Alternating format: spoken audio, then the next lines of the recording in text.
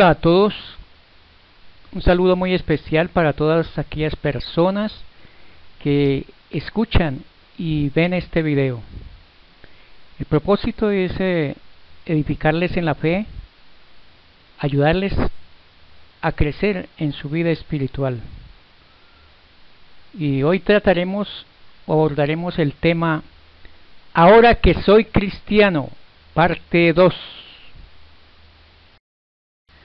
El texto base para esta enseñanza, para esta instrucción, se encuentra en Mateo capítulo 7, verso 24 al 27, que nos dice lo siguiente: Cualquiera pues que me oye estas palabras y las hace, le compararé a un hombre prudente que edificó su casa sobre la roca.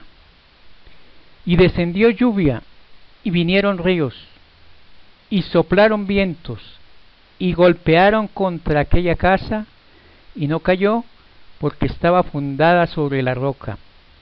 Pero cualquiera que me oye estas palabras y no las hace, le compararé a un hombre insensato que edificó su casa sobre la arena.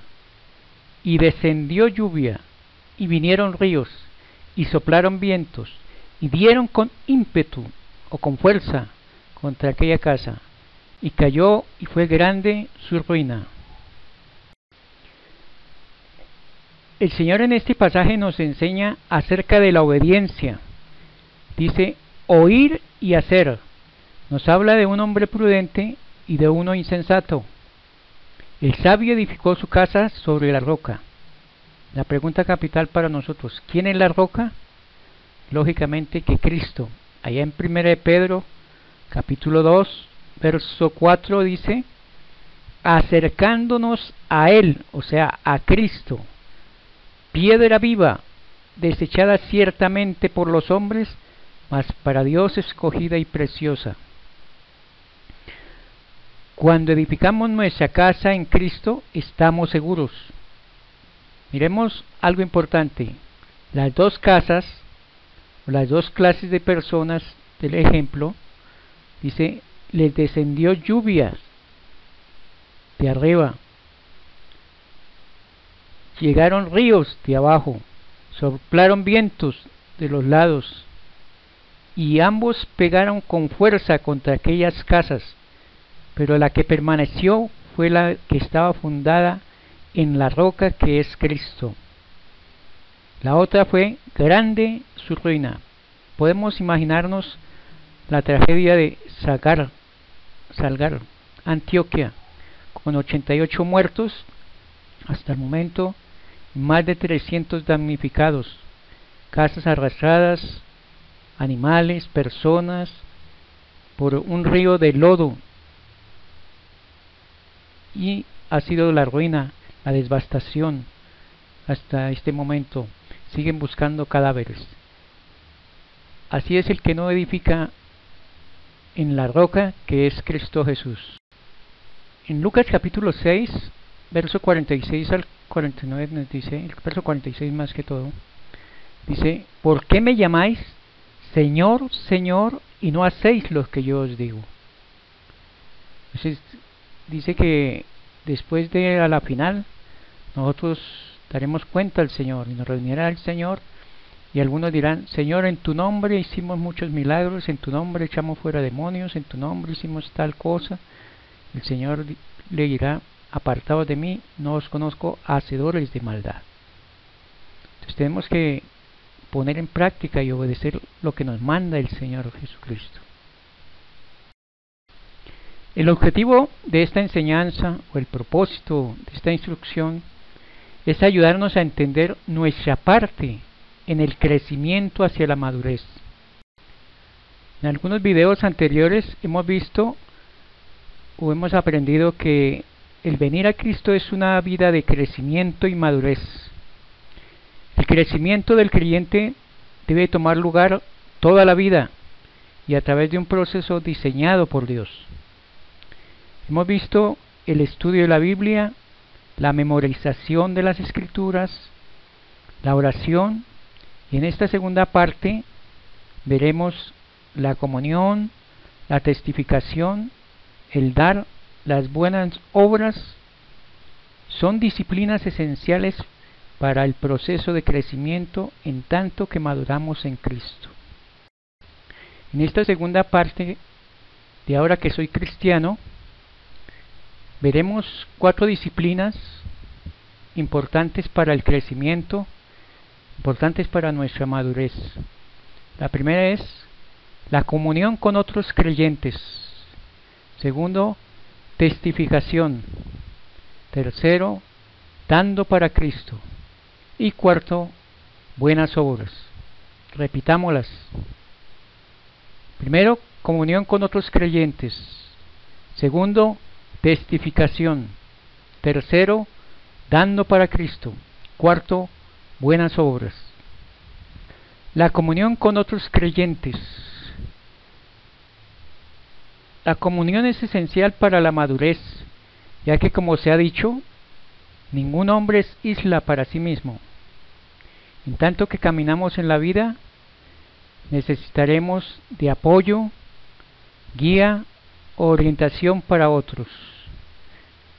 Proverbios capítulo 27, verso 17, según la Nueva Versión Internacional, dice: el hierro se afila con hierro, y el hombre en el trato con el hombre. 1. Comunión con otros creyentes. Eclesiastés 4, el verso 9 al 10 dice lo siguiente: mejor son 2 que 1, porque tienen mejor paga de su trabajo. Agrega el verso 10: porque si cayere, el uno levantará a su compañero, pero hay del solo que cuando cayere, no habrá segundo que lo levante. ¿Por qué son mejor 2 que 1? El versículo nos lo explica en la parte A. Porque tienen mejor paga de su trabajo, sacan mejor provecho de su trabajo. Porque si cae el uno, el otro lo levanta. Dice que la unión hace la fuerza. ¿En qué perseveraban y compartían los cristianos de la iglesia primitiva? En Hechos capítulo 2, verso 42 al 47 dice que perseveraban en la doctrina de los apóstoles, en la comunión unos con otros, en el partimiento del pan y en las oraciones. La vida de los primeros cristianos dice que sobrevino temor a toda persona, muchas maravillas y señales eran hechas por los apóstoles. Todos los que habían creído estaban juntos. ¿Qué tenían? Tenían en común todas las cosas. Dice que llegaban a vender sus propiedades y sus bienes y los repartían a todos según la necesidad de cada uno. Y perseveraban unánimes cada día en el templo. ¿Qué hacían en el templo? Dice, y partían el pan en las casas y comían juntos con alegría y sencillez de corazón, alabando a Dios y teniendo favor con todo el pueblo. El Señor añadía cada día a la iglesia los que habían de ser salvos. Compartían dentro de sus casas, pero también se reunían a tomar la Santa Cena. Era algo que compartían ellos, no solamente en la iglesia, sino también en los hogares. Debemos incrementar esta situación. En Hebreos capítulo 10, verso 24 y 25 dice: considerémonos unos a otros para estimularnos al amor y a las buenas obras. ¿Cómo? Dice, no dejando de congregarnos como algunos tienen por costumbre, sino exhortándonos, y tanto más cuando veis que aquel día se acerca, o sea, el día de la venida del Señor. Debemos estarnos reuniendo en la iglesia, en los hogares, orando, compartiendo la palabra del Señor, edificando a otros, teniendo comunión los unos con los otros. Segundo, testificación. Hechos 1:8 dice: pero recibiréis poder cuando haya venido sobre vosotros el Espíritu Santo, y me seréis testigos en Jerusalén, en toda Judea, en Samaria y hasta lo último de la tierra. Un producto natural adicional del crecimiento en la vida de un cristiano debe ser el deseo de compartir con otros de Cristo, lo que está haciendo dentro de él, los cambios que ha hecho en su vida. Testificar. El creyente debe testificar acerca de Cristo con el poder del Espíritu de Dios, dejando el resultado a Dios. ¿Qué le pasa al creyente que recibe el Espíritu Santo? Pues recibe poder, y eso lo hace evidente en la vida del creyente. Según la experiencia del cristiano, debe convertirse en un creyente, en un testigo de la gloria de Dios y en un vocero del mensaje de Cristo. Mateo 4:19 nos dice que Jesús dijo: venid en pos de mí y os haré pescadores de hombres. Jesús da un mandamiento, pero también hace una promesa. ¿Qué debe hacer Él y qué debemos hacer nosotros? Convertirnos en sus discípulos, los discípulos de Jesús, hacernos sus seguidores. Él nos hace una invitación, dice: venid en pos de mí y yo os haré pescadores de hombres. Debemos obedecerle a Él para que podamos aprender sus métodos, enseñar lo que Él le enseñó, enseñar como Él enseñó, enseñar a quien Él le enseñó, o sea, a los pobres, a los humildes, a los niños. Y Él cumplirá su promesa de hacernos pescadores de hombres. Un ejemplo: Pedro, en su primer sermón se convirtieron 3.000 personas, y en otra ocasión se convirtieron 5.000 personas. Y Pedro fue un seguidor del Señor. Nosotros debemos seguir a Jesús, su ejemplo, sus enseñanzas, para que Él también pueda cumplir esa promesa de hacernos pescadores de hombres. Que las mujeres son las que más pescan hombres, dicen por ahí. Tercera disciplina, dice: dando para Cristo. 2 Corintios 9:6 dice: pero esto os digo, el que siembra escasamente, también segará escasamente. El que siembra generosamente, generosamente también segará. Dando para Cristo. Dios nos ha bendecido en muchas maneras. Dios nos dio a su Hijo unigénito para morir por nosotros. Y si recibimos a Cristo en nuestras vidas, Dios nos bendice adicionalmente, dándonos la vida eterna. Cuando damos a Dios en forma financiera, compartimos con Él una porción de sus bendiciones materiales. Nunca podremos dar más de lo que Dios nos da. El dar para Dios expresa nuestro amor y gratitud a Él por las bendiciones que nos colma, que nos llena. 2 Corintios 9, 8 al 15 nos habla de todas esas bendiciones que Él nos ha dado, con que Él nos ha llenado. Dice el verso 8: poderoso es Dios para hacer que abunde en vosotros toda gracia, a fin de que, teniendo siempre en todas las cosas todo lo suficiente, abundéis para toda buena obra. Como está escrito: repartió, dio a los pobres, su justicia permanece para siempre. Y Él es el que da semilla al que siembra. ¿Quién? Pues Dios. Y pan al que come. Proveerá y multiplicará vuestra sementera. Aumentará los frutos de vuestra justicia. para que estéis enriquecidos en todo, para toda liberalidad, la cual produce por medio de nosotros acción de gracias. ¿A quién? A Dios. Por la administración de este servicio no solamente suple lo que falta a los santos, sino que también abunda en muchas acciones de gracias. Cuando usted da, está siendo bendecido usted, pero también las personas que lo reciben estarán dando acción de gracias, estarán agradecidos con Dios. Asimismo, en la oración de ellos por vosotros, a quienes aman la causa de la supereminente gracia de Dios en vosotros. Gracias a Dios por su don inefable.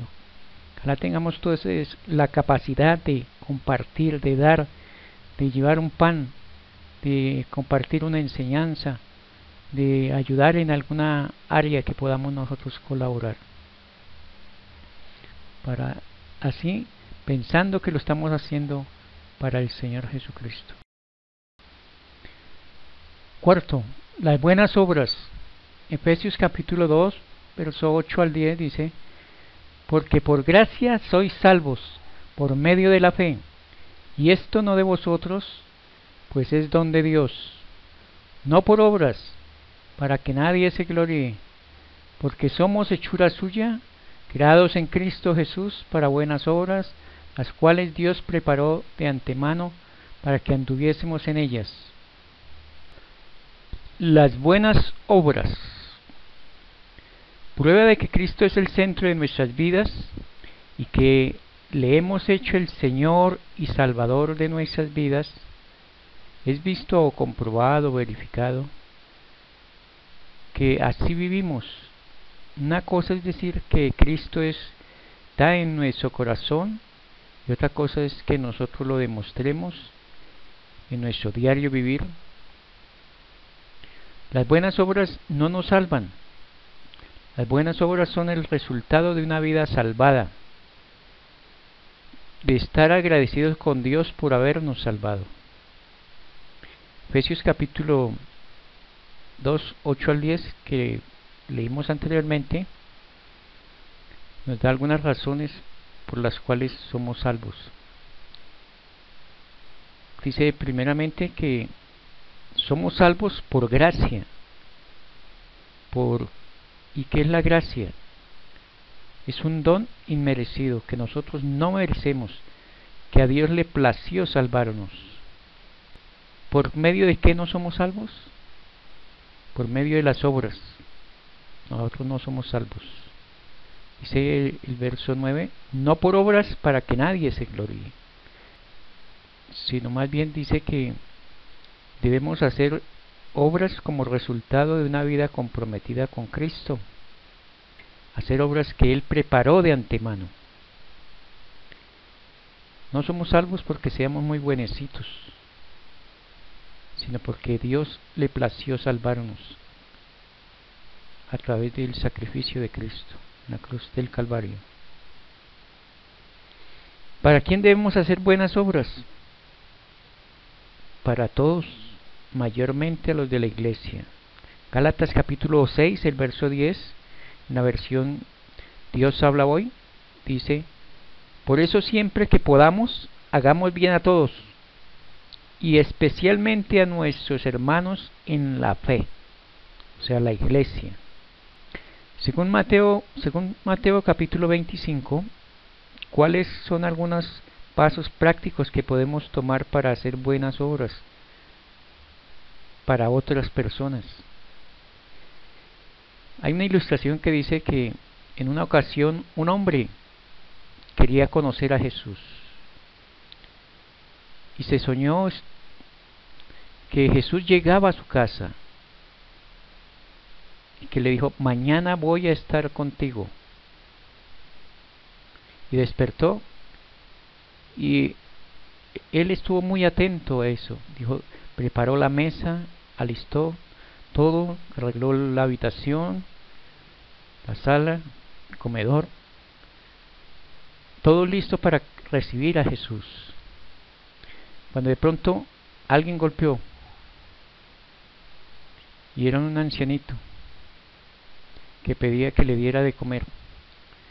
Lo atendió, lo recibió y le dio de comer.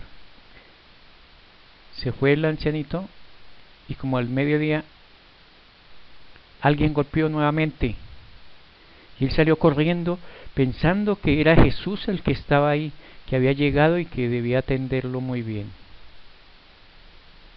Pero encontró fue un canasto y un niño y una nota que decía cuídale, y él lo recogió, lo cuidó y le dio abrigo. De igual forma esperaba anhelosamente que Jesús viniera, pendiente de la puerta. Nuevamente en las horas de la tarde golpeó una ancianita y pidió que le diera alojamiento. Buscó un sitio, un lugar donde acomodarla, pero su corazón quedó entregado esperando a Jesús. Se acostó el hombre y se soñó y muy enojado con el Señor porque no había venido. Y en el sueño él decía, nuevamente se vio con Jesús.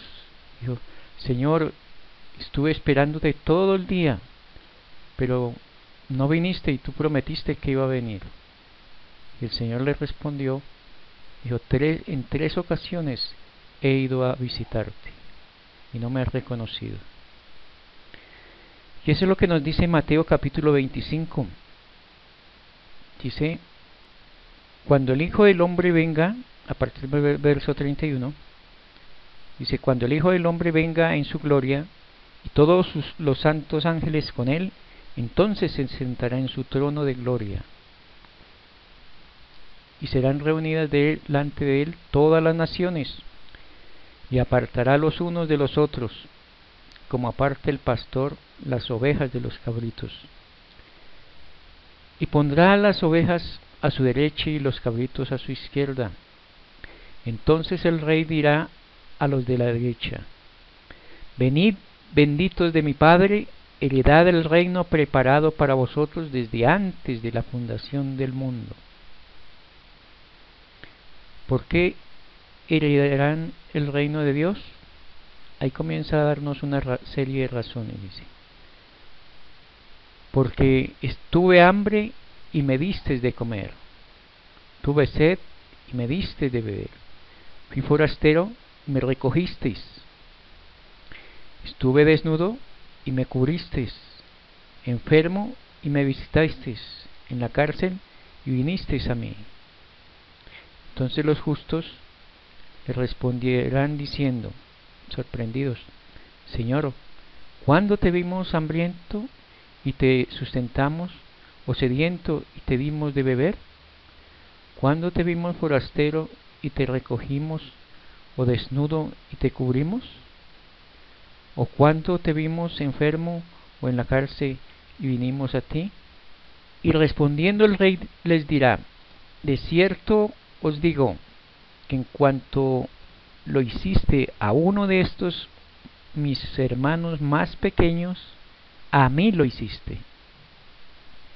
Entonces dirá también a los de la izquierda, apartados de mí malditos, al fuego eterno preparado para el diablo y sus ángeles, porque tuve hambre y no me disteis de comer, tuve sed y no me disteis de beber, fui forastero y no me recogisteis, estuve desnudo y no me cubristeis, estuve enfermo y en la cárcel y no me visitasteis. Entonces también ellos respondiendo diciendo, Señor, cuando te vimos hambriento, sediento, forastero, desnudo, enfermo o en la cárcel, y no te servimos. Entonces les responderá diciendo, de cierto os digo que cuanto no lo hiciste a uno de estos más pequeños, tampoco a mí lo hiciste. E irán estos al castigo eterno y los justos a la vida eterna.